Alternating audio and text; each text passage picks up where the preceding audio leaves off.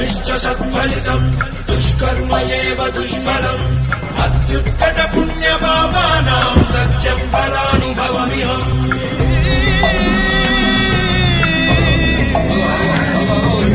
ఈ చోటి కర్మ ఈ చోటే ఈనాటి కర్మ మరునాడే అనుభవించి తీరాలంటే ఈ సృష్టి నియమం ఇదే. ఎన్ని కన్నీళ్ళ ఉసురిది వెంటాడుతున్నది నీడల్లే కర్మ.